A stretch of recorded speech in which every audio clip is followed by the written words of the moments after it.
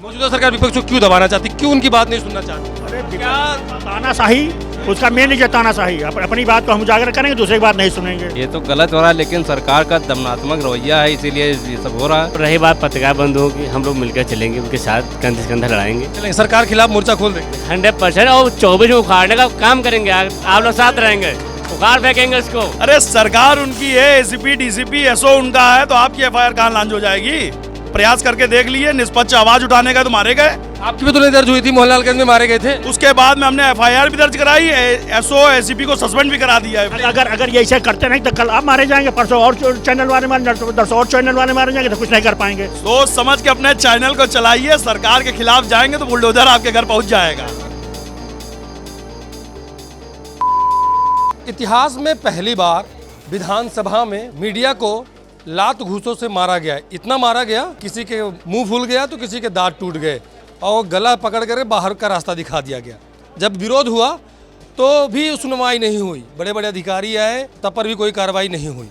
चलिए कुछ वकील भाई साहब लोग हैं, इनसे बात करते हैं कि इनकी नज़र में ऐसा क्या है। मीडिया को कल विधानसभा में इतिहास में पहली बार हुआ कि विधानसभा के अंदर इससे हरकत हो गई, क्या कहेंगे? देखिए, ये देश जो है संविधान चल रहा है और कल जो है उत्तर प्रदेश विधानसभा की कार्रवाई प्रारंभ हुई थी और उस समय जो है विपक्ष के लोग जो है राज्यपाल के अभिभाषण पर विरोध जता रहे थे। सरकार द्वारा अभिभाषण जो है तैयार किया गया है जो जनता से दूर है। विधानसभा में विपक्ष को करना गलत बात है? नहीं तो जाए भाई, विपक्ष कल नहीं बोलेगा। लोकतंत्र में जो है सत्ता पक्ष विपक्ष दोनों होते हैं और विपक्ष अपनी आवाज़ उठाएगा और सत्ता पक्ष की बात को, हर बात को मानने के लिए विपक्ष बाध्य नहीं है। काल में क्या पत्रकारों के, वकीलों पे आपने कुछ दिन पहले देखा मोहनलालगंज में कुछ वकीलों को मारा गया थाने के अंदर, कहीं थाने के अंदर मारा जा रहा है, कहीं विधानसभा के अंदर मारा जा रहा है। ये कौन सा काल आ गया है? ये सरकार ऐसी है ही कि दमनात्मक जनता को दमन करती है और संविधान की रक्षा के बजाय हनन कर रही है। देखिए, पहली चीज तो जो स्वर्णिम काल और अमृत काल कह रहे हैं, इस बात को अपनी आप वाणी को विराम दीजिए।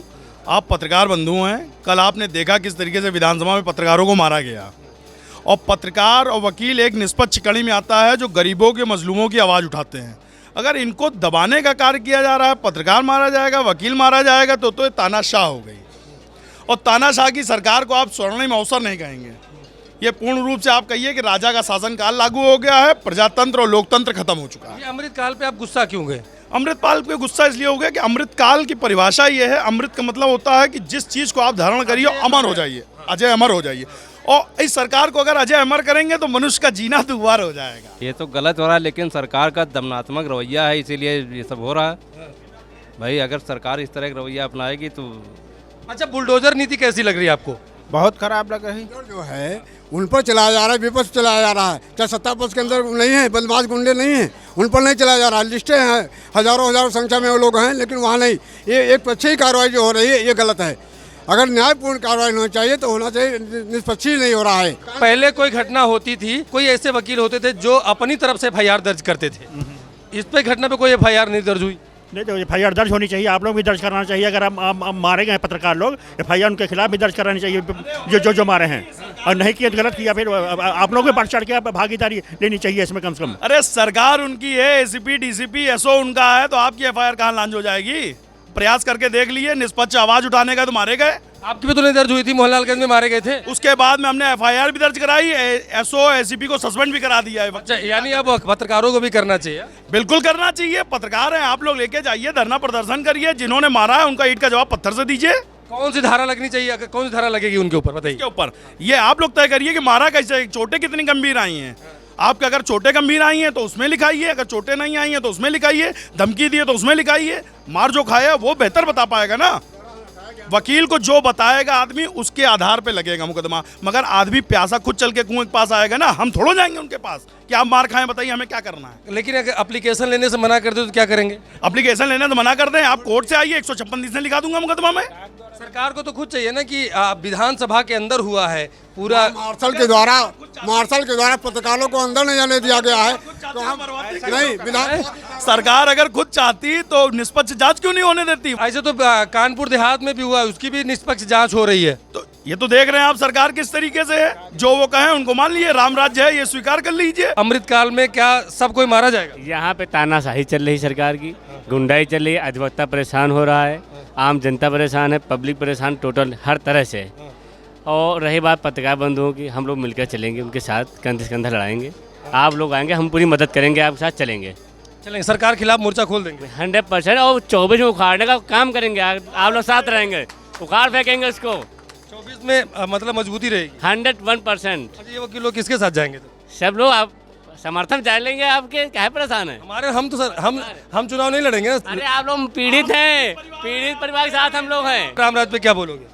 राम राज जैसा चल रहा है, सब कोई देख ही रहा है कितना अच्छा समय चल रहा है भाई। पत्रकार भाई, वकील, पत्रकार सुरक्षित नहीं है। अब इससे अच्छा रामराज और अमृतकाल क्या हो सकता है? कह रहे हैं गुंडई घट गई, क्राइम ग्राफ जो है वो 0 हो गया है, क्राइम ग्राफ जो अब दंगा नहीं होता, और कैसी सरकार चाहिए? मतलब सब जगह पर एकदम राम राज्य है। ये तो आपने कल विधानसभा का सत्र चल रहा है, बजट दिखाने आप गए, किस पे कितना बजट दिखाया जाएगा, तो फिर मीडिया क्यों मारी गई? जब सब कुछ अच्छा ही है तो मीडिया को दिखाने दिए, निष्पक्ष जांच करने दिए, सबको दिखाने दिए, पब्लिक को जाकर के इतने का बजट ये जा रहा है, इसका बजट ये जा रहा है, तो मारने खाने की क्या जरूरत पड़ गई आपको? जब आप लोग पहले थे, मतलब आज 2014 या 2017 के पहले जी, तो लोग कहते थे कि क्राइम ग्राफ बहुत ऊपर है, तो किसी आंकड़े की हम बात नहीं कर रहे हैं, हम ये बात कर रहे हैं आपके पास ही, आप लोगों के पास आते होंगे केसेस, चाहे छोटे हो चाहे बड़ा हो, तो अब ज़्यादा केस आते हैं जैसे रेप के, गैंग रेप के, हत्या के, कि पहले आते थे ज़्यादा? देखिए इसका आंकड़ा तो नहीं बताया जा सकता, क्योंकि वकील की जनसंख्या 25,000 है लगभग लखनऊ में, तो किसके पास क्या मुकदमे आ रहे हैं क्या नहीं आ रहे हैं इसकी आप आकलन नहीं कर सकते हैं। कल घटना हुई उस पर FIR दर्ज होनी चाहिए। बिल्कुल होनी चाहिए, और अगर ऐसा नहीं होगा है तो और लोकतंत्र हमारा कमजोर हो जाएगा, क्योंकि पत्रकार मारे गए हैं, पत्रकार को धक्का दिया गया, किसी का मुंह फूटा सूजा हुआ है, किसी के सर में चोट लगी है, ये पत्रकार वो पिछले 25 साल से विधानसभा में कवरेज कर रहा था। किस पे मुकदमा दर्ज होना चाहिए? आप लोग पत्रकार हैं, आप लोगों में कई चैनल चलते हैं, सबको आप लोग यूनियन होनी चाहिए। आप लोग सामूहिक रूप से धरना प्रदर्शन करिए। अगर ये ऐसे करते नहीं तो कल आप मारे जाएंगे, परसों और चैनल वाले मारे, दरसों और चैनल वाले मारे जाएंगे, तो कुछ नहीं कर पाएंगे। तो मेरा यही है कि सबको मिल करके आप यूनियन करके सरकार का विरोध करिए। सोच समझ के अपने चैनल को चलाइए, सरकार के खिलाफ जाएंगे तो बुलडोजर आपके घर पहुंच जाएगा। मौजूदा सरकार विपक्ष को क्यों दबाना चाहती, क्यों उनकी बात नहीं सुनना चाहती? अरे तानाशाही, उसका मेन लीजिए तानाशाही। अपनी बात को हम उजागर करेंगे, दूसरे की बात नहीं सुनेंगे। देखिए सरकार कुछ भी दबा ले, संविधान को नहीं दबा सकते हैं, IPC CRPC को नहीं दबा सकते हैं, वकील अपनी कलम की ताकत रखता है। और जहां ऐसी बात आएगी, पत्रकार मारा जाए, डॉक्टर मारा जाए, कोई भी पीड़ित मारा जाए, उसको कहीं न्याय नहीं मिलेगा, मगर वकील की कलम चलाने से सरकार नहीं रोक पाएगी, चाहे सरकारें किसी की आए।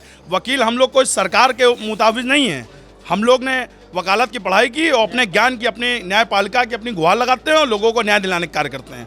हम लोग जीवन भर वकील ही रहेंगे, जीवित रहेंगे तब भी काला कोट सफेद शर्ट रहेगी, और मर जाएंगे तो ये दफन बना के चले जाएंगे। आप लोगों को, पत्रकार मीडिया एसोसिएशन वालों को जो है शर्मसार हो जाना चाहिए कि हमारे बीच का आदमी मारा गया, हमारा अधिवक्ता बंधु मारा जाता है तो हम लोग रोड पे आंदोलन करने के लिए। प्रेस क्लब ऑफ इंडिया को भेजना चाहिए इस पे, बिल्कुल भेजना चाहिए। आप लोग एकजुट होकर ये बात करिए कि अगर हम लोग निष्पक्ष कड़ी में अगर नहीं होंगे, हमारे साथ एक मारा गया, हो सकता है आपके घर पे बुलडोजर शाम को खड़ा हो जाए, कौन आपकी जांच करेगा? तो इसके अध्यक्ष हैं, आपकी अदालत चलाने में बिजी हैं, तो आपकी अदालत चलाने में बिजी है, तो उनका सरकार से कहीं ना कहीं प्रलोभन होगा। इस तरह की जो घटनाएं होती हैं सरकार की छवि को धूमिल करती हैं। बिल्कुल सरकार इसमें जो है छवि धूमिल होती है, और इस घटना से, जो कल की घटना हुई है, मुख्यमंत्री जी को क्षमा, जो है पत्रकारों से और जनता से क्षमा मांगनी चाहिए। ये तमाम वकील लोग हैं जिनका साफ तौर पे कहना है जो घटना घटी है वो कहीं ना कहीं अपने आप में बड़ी शर्मनाक है।